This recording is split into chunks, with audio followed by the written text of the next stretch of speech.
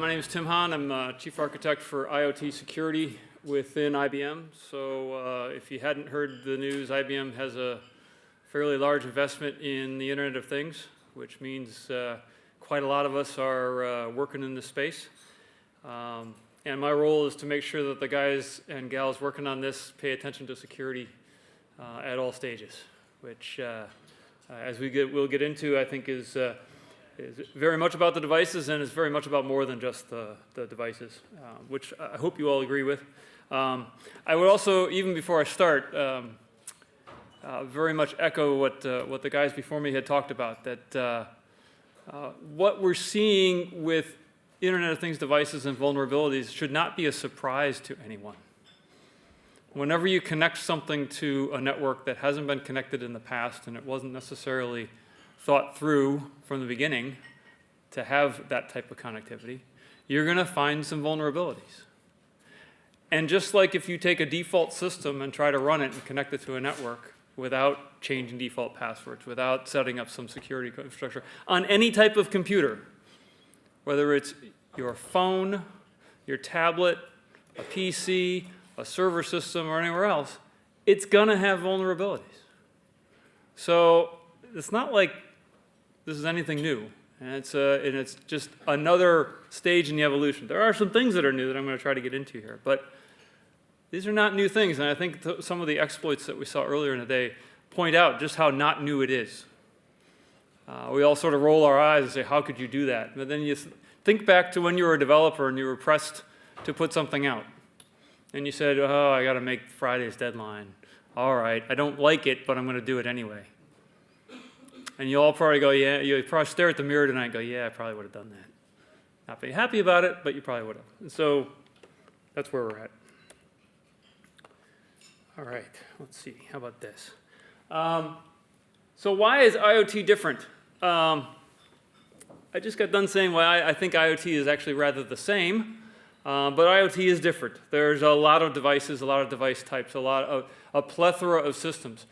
We heard earlier today a question about, well, will there be consolidation? Will it all run down one vendor? I don't think so. Yeah, I think there will be consolidation in the market, but I don't think we'll get to one vendor simply because of this diversity of the devices themselves. Either diversity in cost, or diversity in deployment environment, or diversity in usage, or the types of information that you're moving around. There's just no one platform that's going to hit the right cost performance model that'll overtake everything. So I think you'll see a wider range of device types continue for quite some time. Scale, we'll argue about the number of zeros or the powers of 10 that will happen over the next several years. But it's clearly more than the number of devices in people's pockets and the number of the devices that are in server farms and cloud-hosted systems and so forth. I saw a number from a company just the other day that says they ship 300 million motors a month. And I scratched my head and said, how can they ship 300 million motors a month?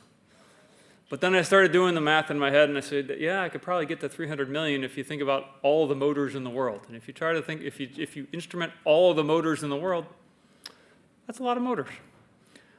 So I at first thought that can't be right. That's a crazy number. But now I'm starting to realize, well, there's a lot of motors in this world. If you extend your range of motors from everything from an engine motor to a locomotive motor to the tiny itty-bitty motors that run in a variety of different devices in the world, you can get there. And then there's this complexity. There's a complexity of protocols, there's a complexity of operating systems types, there's a complexity of all sorts of things in this space. That sort of brings in why IoT is somewhat different than what we've seen in the past. There's been consolidation in the other areas, in systems, in cloud environments, at least in cloud and virtualization types.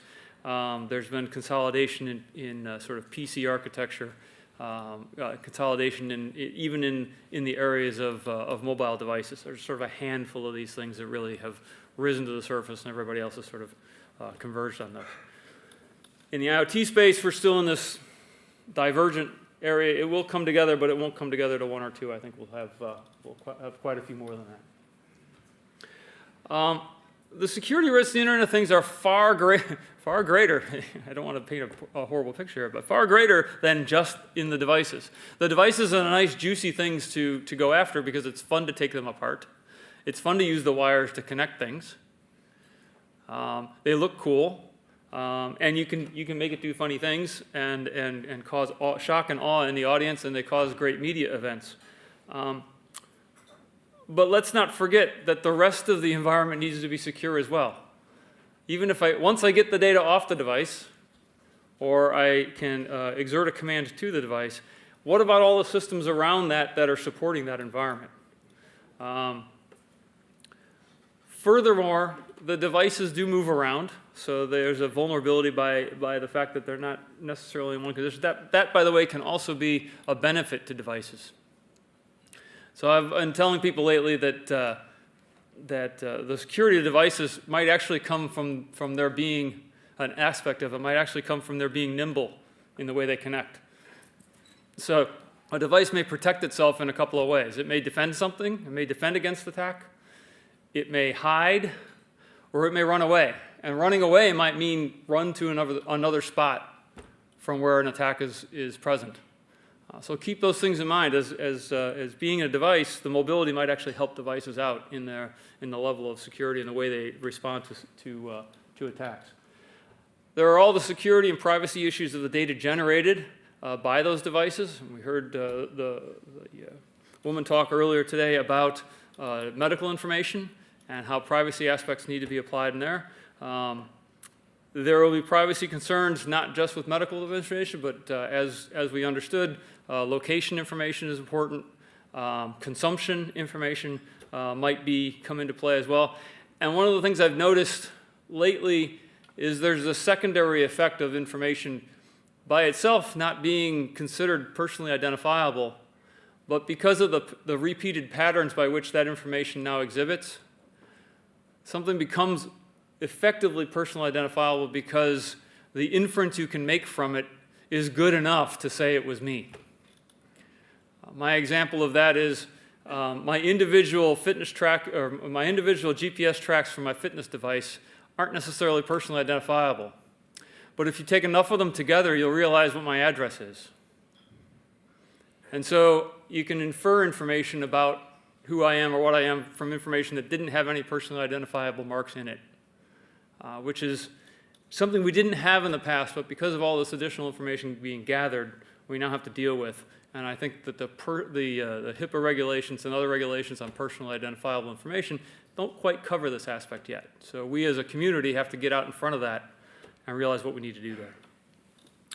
The compromises on devices, well, this goes both ways. We could attack the devices, or the devices could attack IT or the systems. So once you own a device, if I can own one device, I can own a plethora of them. Now if I have a wide range of these devices, I can create large DDoS attacks without trying very much, because I don't have to own a lot of different systems on a lot of different networks. I'll have a much wider set of devices to use in such attacks.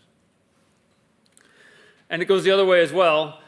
If the IT systems or the applications or the rest of the computing environment used for these IoT applications gets attacked, we can now exert influence on the devices, which is not a good deal either. All right. In this diagram, which I use in the security point of view document from IBM, what we try to articulate here is that the devices and gateways sort of show up in the lower left-hand corner of this picture. And there's a lot of the rest of the world around an IoT application and solution that you have to remain aware of and remain vigilant to. There's what we do to collect that information, how that information flows from one point to another, whether that's between devices, through gateways, up to some systems running in the cloud, or otherwise. We have to worry about that data protection. What we do with the data once we have a hold of it, where that information is stored. This is not the only model. It's probably the most common model I see being used today around building IoT applications. There are several IoT application models starting to emerge, such as large storage vendors creating IoT storage units. And so the thing being advocated there is, why move the data around when I can just collect the data and store it where the data is being collected? That cuts both ways, because as we've seen, if you can attack the device, then you actually get access to the information. So they have to weigh the pros and cons of what risks and threats you want to worry about as to what application architecture you use. But then there are the applications and what I termed as application interfaces, for lack of a better term, on the right-hand side of this diagram. As we know, each of those will have threats, and each of those threats will have some set of mitigations. Some you'll like, some you won't like, some you'll decide not to address and just list as a potential vulnerability. Some that you'll be compelled to address in one way or another, either through designing something in and building it in, or through required operating procedures. And I think that I don't know if it's a demarcation, but this categorization of design and manufacturing and operations, this is applied in IT infrastructure for many years, and it applies in this space as well. There's designing and manufacturing the devices themselves to be as secure as possible, and then there's also the operations of those devices to add additional security or to mitigate situations that are not taken care of by the design and manufacture of the devices. So when I look at this diagram, when I look at it, I actually see it as the previous diagram spun on its head. But I leave it in here because it shows, again, the vast number of interfaces to be concerned with Internet of Things applications. We have the devices and sensors and controllers and sensor hubs and into the gateway space, as we've talked about most of the day here. Yep, there's a lot of potential attacks and a lot of risks in that space. And by the way, almost like a fractal environment, this is self-similar if you look inside the devices. A vehicle is a very good example of that, being a complex IT infrastructure within a vehicle. There are other examples of this as well. Almost every moving vehicle you can think of has a similar type of thing. Aircraft? Yes. Locomotives? Yes. Buildings? Yes. So this thing is somewhat self-similar in its construction, even though I don't show it on this page. But each of these spaces, or each of these elements, is a place for attack, a potential risk, and a potential attack location. So when we IBM think about IoT security, we first think about what we sort of look at from an IoT perspective. We sort of think of the IoT environment as a combination of devices and networks, platforms which connect those devices to either applications or to other devices, applications and solutions built on top of those platforms or in those platforms, and then industry-specific transformations which collect applications together and provide overarching solutions in various industry spaces. So the security characteristics that we are creating are really set up to address all four of those areas in one capacity or another.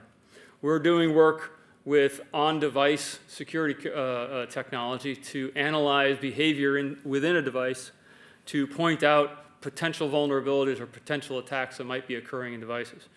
We are securing our IBM IoT platform for authentication, authorization, auditing, and data protection, as well as providing additional risk management services on top of that. One of the things that I want to sort of stress here is that not every IoT application necessarily demands the same set of security characteristics or security technology applied. The easiest example, or the safest example I'll describe, safest in terms of being politically correct, is if you have a home sprinkler system to water your lawn, or you're a water company managing the water flow to a city, both of you want to remotely control the valve or a set of valves. The potential implications of the home sprinkler system's valve being turned on and off by a potential attack are not nearly as severe as the water company's valve for the whole city being turned on and off. And so, in essence, while you never want to mention that, oh, I won't secure everything in the world, the point is, to secure the home sprinkler system, you're only going to spend a certain amount of money because it doesn't make sense to spend any more money than you'll be liable for should that system fail, okay, or should that system be misused. So if the insurance that you have to take out is $100 a month, you're not going to spend more than $100 a month on securing the system because it doesn't make good financial sense to do so. I'll just take the risk. Whereas if I'm providing the automation for the valve on the water company, now we're talking some more dollars. And it makes more sense to spend more money on securing that environment. Different technology, better technology, other technology, more processes and procedures, maybe a little bit more complexity, or not. Maybe a little bit more work to make it less complex. But the point is you'll spend it differently in that environment, which gets back to my point about will there be one IoT environment to rule them all? No. Again, because there'll be different levels of attention to security, if for no other reason. In all of these cases, though, what we stress with IBM, with our IoT security approach, is that you have to pay attention to it at design, you have to pay it at implementation, you have to pay attention to it in deployment, and you have to pay attention to it when you're using these things. Those three areas, you always have to pay some attention. You'll make conscious decisions. You may not necessarily like all the decisions you make, but make those conscious decisions on where you spend and for what reasons in securing your IoT environments. So again, design, deploy, and manage securely. My boss sometimes yells at me for saying, everybody needs to design securely, because he has this point that, well, they never do it anyway, so why are you telling people that? My point is, I have to tell people that is my job. And I like to sleep at night, so we have to design these things securely. And the other point about this, and I think the gentleman just before me made this point, and I want to echo it again. One of the biggest things about designing it securely is making sure you have a way to fix it when it's busted. So get over it, everybody. You're going to have vulnerabilities. Even if you fixed every known vulnerability at the point at which you release something, you'll have a vulnerability within a month, more or less. Why? Because people keep poking at it. It's fun. If it's not fun, it's lucrative. So you're going to have a vulnerability. How do you address such a thing? You have a path to fix it. So one of the most important things to get right is a good path to fix problems when they go wrong. So one of the things I stress the most with designing for security is actually design for change and get comfortable with change. Many organizations, and I saw this in the IT environment as well, many organizations say to themselves, I got it working, I'm never applying a fix again because I don't want it to break. It's like the worst thing you can do overall. Yeah, I get it that you don't want to introduce instability to the system. However, you need to move forward, and continual movement is also a steady state if you think about it long enough. And if you get used to changing things on a regular basis, you'll actually get more comfortable with it, and it won't be such a ceremonial event to make a change to your software. So firmware updates won't be, a gasp and cross your fingers. It'll be, oh, okay, another update. That's where we have to get to with designing securely and being ready for change. Deploy securely. This is all about applying those things that we've learned for years and years and years about what to do and what not to do, and making sure we actually implement those things. A lot of the exploits that we heard about in the last two or three talks, are things that we would have sat back and said, gosh, I could have even done that. And the other side, you say, yeah, and I can see how the developer wouldn't have known to turn that off. It wasn't in the feature list. It wasn't in the minimum viable product specifications, and I was forced to get something out. And I didn't want to take the time to subtract from the environment what I didn't think was necessary for fear that I'd break something else in the process. So a lot of times people will leave stuff in because they're afraid that if they take it out, it'll break. That's a problem, because the more you leave in, the more potential there is for that to be exploited. I can tell you a lot of the vulnerabilities I've seen lately are in toolkits that have code laying around. Nobody actually knows why the code's there. Nobody even knows if the code is actually used. But if it happens to be used, it's a vulnerability. Since people know it's in there, they'll cause it to be used. So this is a tough one, but it's very important in both designing and deploying. Tighten up your interfaces. If you don't need to be listening on a port, don't listen on a port. If you don't need to have an FTP server installed as a part of the Linux OS, take it out. All those types of things, okay?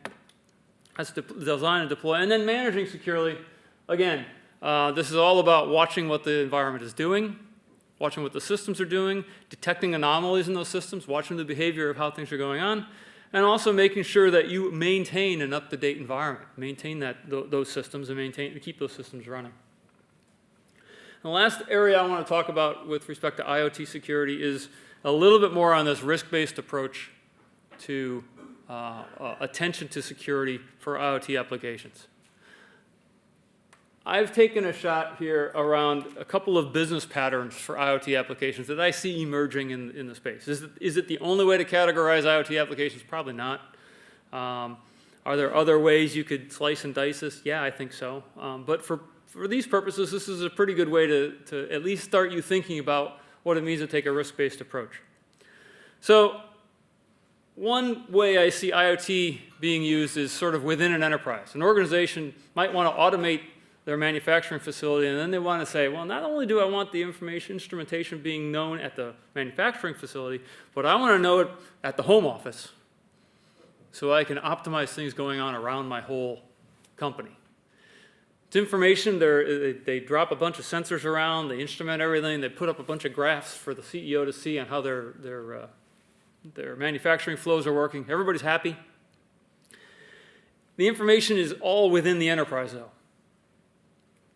The information is for the use of that enterprise. They're not trying to share it with anybody else yet. They just want to use it that way. That's a particular way of using IoT, and has a particular set of characteristics around it. The type of data that you're collecting, the scope of that information, where you're storing that information, how you're making use of it, and so forth. There's another way. There's another business pattern, if you will, called what I call connecting things with business partners. This is where you might have a couple of companies want to get together and want to share information about what's going on for each other's benefit. Or one organization has been collecting information for a while about how their devices are being used, and they realize that that information is worth something to their friend. In fact, their friend is willing to pay them for it. Now we're doing some information sharing, and then this brings in some different characteristics around, well, what information should I share? How should I share it? What do I need to obfuscate, change, redact, modify, anonymize, and so forth? Different set of security characteristics. Then there's this notion of connecting things with everyone. This is sort of the public service mechanisms. I might have consumer models and customer usage models sort of fall into this space as well. You might not even know the identities within which or that are communicating with you, but you're sort of sharing information in a much wider space. A different set of security characteristics. And then I noticed that these three business patterns really don't cover anything around this notion of safety critical systems. And as we saw earlier, what you might think of as safety critical systems, the ones that first come to my mind, is not the full set of safety critical systems. When I start thinking about the potential to burn down a house by turning on and off the switch on a heater too quickly, that's kind of scary. Okay? And yet, I know of certain devices that would have allowed that. Okay? Not a good thing. Now, is that safety critical or not? That's a fine line. But when we get into these IoT device situations, that's something that we have to consider. And so my last page here is really, when you take a look at confidentiality, integrity, and availability characteristics, and the level of attention you would apply to each of those with respect to those different business patterns that I talked about going down the page here, you'll see that as we move further down and further to the right, your level of attention to security characteristics has to go up. That doesn't mean you don't pay attention to security when you're doing a connecting for the enterprise or connecting in the enterprise. It's just that realize that your level of risk is probably a little bit lower. The information that you're using is a little bit different. And you can pay attention in a different way to the level of security you're applying to these environments. And the last thing I'll leave you with respect to attention to security is really this notion that we like it or not, we have to factor in the business characteristics or the business elements of this. I mean, I'm an engineer. I want to secure everything. I want to use the best technology that's known. But I also realize that if the device is worth 50 cents and it's better to just brick the device than to spend more money to try to secure the device, because it's actually cheaper to roll the truck to replace the device than to try to implement the security against the device, then just put in the kill switch. My last point about kill switches is kill switch might not mean shut down everything, as we learned about with the Tesla. Good job to them is that kill switch still lets the thing be driven enough to be safe. So kill switch might mean bring it to a graceful steady state, where steady state might be stopped, or it might be moving in a safe manner. All right, with that, thank you very much. I'm a little bit over, but we started late, so I get a couple minutes back.